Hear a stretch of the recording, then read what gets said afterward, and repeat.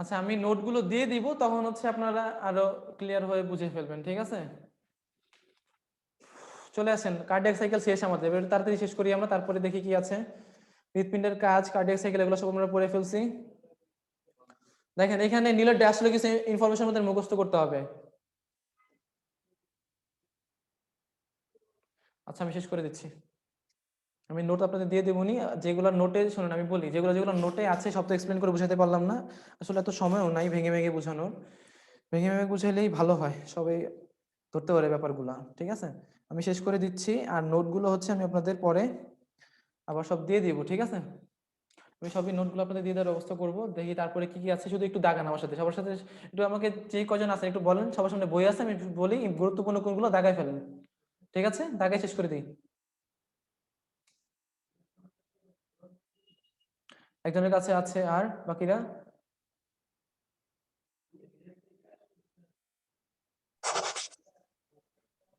আচ্ছা চলে আসেন, নীলার ড্যাশ চলে চলে আসেন। দেখেন হৃদচক্রের সময় লাগে 0.8 সেকেন্ড, খুবই গুরুত্বপূর্ণ এমসিকিউ।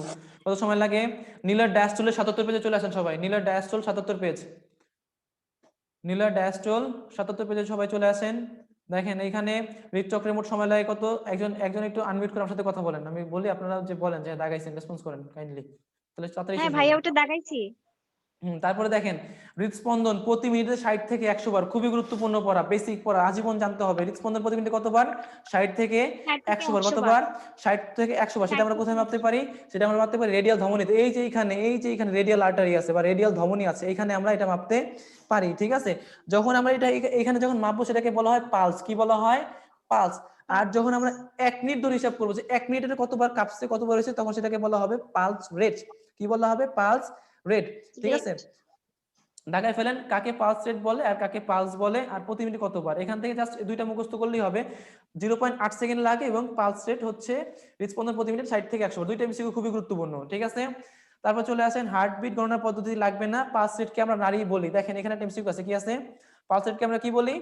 নারী বলে থাকি। আপনারা হয়তো শুনে থাকবেন যে নারী চিপে পরীক্ষা করছে, আমরা ইন্টারে হয়তো গল্পের বইতে পড়ছি যে নারী চিপে দেখো, ঠিক আছে? এই নারী হচ্ছে এই যে এইটা, ঠিক আছে? নারী চিপে দেখে। তারপর 78 পেজে চলে আসেন, কত পেজে? 78 পেজে চলে আসেন। দেখেন পালসের স্বাভাবিক গতি প্রতি মিনিটে 60 থেকে 100 বার, শিশুদের জন্য এটা বেশি, কত? 100 থেকে 140। শিশুদের জন্য কত? শিশুদের জন্য হচ্ছে 100 100 থেকে থেকে 140।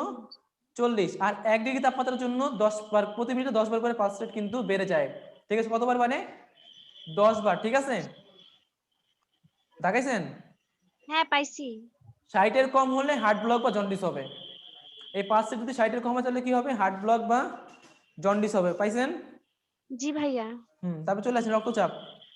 দেখেন রক্তচাপে এখানে আপনারা যেটা পড়বেন যে আহ, উম, শুধু একটা বললেই হবে, স্বাভাবিক রক্তচাপ কত? 120/80 মিলিমিটার পার এইচজি, ঠিক আছে? এটা কি? মিলিমিটার পার এইচজি। 120/80 স্বাভাবিক রক্তচাপ, ঠিক আছে? এটা পড়বেন, গুরুত্বপূর্ণ। একটা পড়বেন যে রক্তচাপ মাপে কি দিয়ে? স্পিগমো ম্যানোমিটার দিয়ে মাপে। আপনারা হয়তো শুনছেন যে ব্লাড প্রেশার মেশিন বা বিপি মেশিন, শুনছেন না অনেকেই? সেটাই হচ্ছে কি স্পিগমো ম্যানোমিটার। দুইটা এমসিকিউ তাকাবেন শুধু রক্তচাপ থেকে। কয়টা এমসিকিউ? দুইটা। দুইটা। 120/80 মিলিমিটার পার এইচজি, আর এটা হচ্ছে কি স্পিগমো ম্যানোমিটার। উচ্চ মিটার। রক্তচাপকে বলা হয় হাইপার টেনশন। কি বলা হয়? Hyper tension. হাইপারটেনশন। এখানে আর কি পড়বেন? হাইপার টেনশন থেকে আর কিছু লাগবে না, ফলাফল লাগবে না, প্রতিকার দরকার নেই। চলে আসেন কোলেস্টেরলে, কোলেস্টেরলে চলে আসেন। দেখেন কোলেস্টেরল সবচেয়ে বেশি পরিমাণ কোথায়? যকৃত এবং মগজে। কোথায়? যকৃত এবং মগজে। এখানে একটা কথা বলছে স্নেহের বাহক। কি বলছে? স্নেহের বাহক। তাহলে স্নেহের বাহক হিসেবে কাজ করে কে? কোলেস্টেরল। কে কাজ করে? কোলেস্টেরল। কোলেস্টেরল, ঠিক কোলেস্টেরল। আছে? দেখেন স্নেহ প্রোটিনের যৌগকে বলা হয় লাইপোপ্রোটিন। কি বলা হয়? স্নেহ এবং প্রোটিন, স্নেহের বাংলা, স্নেহের ইংলিশ হচ্ছে লিপিড, আর প্রোটিন তো প্রোটিন। এই লিপিড আর প্রোটিন মিলে উৎপন্ন করে লাইপোপ্রোটিন, ঠিক আছে? দেখেন উচ্চ ঘনত্ব বিশিষ্ট হচ্ছে হাই ডেনসিটি, হাই মানে বেশি, ডেনসিটি মানে ঘনত্ব। উচ্চ ঘনত্ব বিশিষ্ট লিপোপ্রোটিন হচ্ছে এইচডিএল, আর নিম্ন ঘনত্ব হচ্ছে লো ডেনসিটি লিপোপ্রোটিন, ঠিক আছে? এইটুকু এটা থেকে এটা পড়বেন যে এইচডিএল বেশি থাকা ক্ষতিকর, এইচডিএল বেশি থাকা কি ক্ষতিকর, আর এলডিএল বেশি থাকা কি ভালো, ঠিক আছে? এইচডিএল বেশি থাকা ক্ষতিকর, আর এলডিএল বেশি থাকা কি ভালো। আরেকটা এমসিকিউ পড়বেন, স্বাভাবিক পরিমাণ 100 থেকে 200 মিলিগ্রাম পার ডেসিলিটার। স্বাভাবিক পরিমাণ কত? 100 থেকে 200 মিলিগ্রাম পার ডেসি লিটার। যেহেতু আপনারা নার্সিং এ পরীক্ষা দিবেন, তাহলে দেখেন এখানে একটা পড়া আছে যে ধমনির কাঠিন্যকে বলা হয় কি আর্টারিওস্ক্লেরোসিস বা ধমনির কাঠিন্য। এইটা তাকান যে ধমনির কাঠিন্য কাকে বলা হয়। আমি সবই চিত্র একে এক্সপ্লেন করে দিতাম, বাট এত সময় এখন নেই। ঠিক আছে, ধমনির কাঠিন্য দেখাইছেন। জি ভাইয়া। তারপর দেখেন এলডি এর পরিমাণ কত বেশি হলে ডাক্তার পরামর্শ নিতে হবে 150, সেটা দেখায় ফেলেন। 150। হৃদযন্ত্রকে ভালো রাখার উপায় চলে আসেন। দেখেন সামুদ্রিক মাছের, আচ্ছা দেখেন এখানে আছে হৃদযন্ত্রকে ভালো রাখার উপায় 3 নম্বর পয়েন্টে আসেন, সামুদ্রিক মাছের তেল কোলেস্টেরলের পরিমাণ কমায়। তাহলে কোলেস্টেরলের পরিমাণ কমায় কে? সামুদ্রিক মাছের সামুদ্রিক মাছের তেল। তেল। চলে আসেন ডায়াবেটিস। ডায়াবেটিসটা দেখে আমি একটু একটু সংক্ষেপে এক্সপ্লেন করে দিই। ডায়াবেটিস হচ্ছে ইনসুলিনের জন্য হয়। কিসের জন্য হয়? ইনসুলিনের জন্য হয়। যে আমরা যে খাবার টাবার খাই এই সব খাবারই আপনার গ্লুকোজে পরিণত হয়। গ্লুকোজও শর্করায় পরিণত হয়, সারা দেহে এটা সাপ্লাই দেয়। এই যে সারা দেহে যে গ্লুকোজ সরবরাহ করতেছে এই কাজটা করে হচ্ছে কে? ইনসুলিন। কে করে? ইনসুলিন। তো ডায়াবেটিস রোগীদের ইনসুলিন উৎপাদনটা কমে যায়। ডায়াবেটিস রোগীদের কি হয়? আপনার ইনসুলিন উৎপাদনটা কমে যায়, যার জন্য ওই যে গ্লুকোজ মানে চিনি ওর দেহে ওই চিনিটাকে সে পরিমাণ মতো ইউটিলাইজ করতে পারে না, সব জায়গায় নিতে পারে না, যার জন্য ওই চিনির পরিমাণটা দেহে কি হয়ে যায়? অনেক বেশি হয়ে যায়। ঠিক আছে, তো তখনই কি হয়? আপনার ডায়াবেটিস রোগটা হয়। ডায়াবেটিস রোগে একটা হরমোন আছে প্যানক্রিয়াস থেকে, আপনার কি হরমোন? এই যে হরমোনটা ইনসুলিন, এটা নিঃসরণ হয়। লিখে রাখেন প্যানক্রিয়াসে বা অগ্নাশয়ের islets of Langerhans, islets of ল্যাঙ্গারহান্স কোষ থেকে বা আইলেটস অফ ল্যাঙ্গারহান্স থেকে এই ইনসুলিন হরমোনটা নির্গত হয়। ঠিক আছে, প্যানক্রিয়াস বা অগ্নাশয়ের আইলেটস অফ ল্যাঙ্গারহান্স থেকে এই ইনসুলিন হরমোনটা নিঃসরণ হয়। তবে ভাইয়া এখানে চলে আসেন আইলেটস অফ কি বললেন? Islets islets of. Of Langerhans, islets of Langerhans. ঠিক আছে, হ্যাঁ তারপরে চলে লিখছি। আসেন এই যে গ্লুকোজের স্বাভাবিক মাত্রা 4 থেকে 6 মিলিমোল পার লিটার।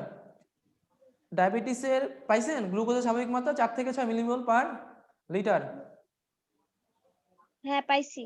তারপর সামনে যেটা আছে ওইটা দেখায় ফেলেন 700 থেকে 70 থেকে 110। তারপরে ডায়াবেটিস ছোঁয়াচে বা সংক্রামক রোগ, এটা না লিখলেও চলবে। এখানে আর কিছু নাই।